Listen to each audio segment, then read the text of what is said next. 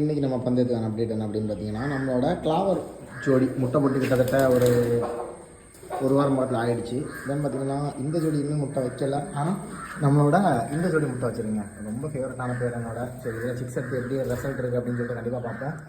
இது 2 முட்டை போட்டு ஒரு முட்டை நடப்பட்ட ஒரு ஃப்ரெண்டு கொடுத்துட்ருக்கேன். இன்னும் ஒரு முட்டையில் இருக்குது. சரிங்களா, இந்த ஜோடியுமே எக் வைக்கல. ஆனால் பேர் ஆகிடுச்சு, பேர் பக்காவாக ஆகிடுச்சு.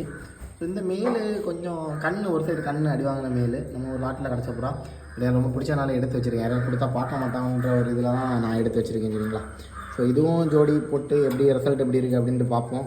தென் பார்த்திங்கன்னா நம்மளோட சோட்டு தலைவன் ஒதுங்கி உடலில் நிற்கான், ஒன்றும் தெரில என்னென்னு. அப்புறம் பார்த்திங்கன்னா நம்மளோட சேவல் சேவல் அப்படியே நிற்கி ஒரு இடத்துல ஒதுங்கி எடுத்து நிற்கி.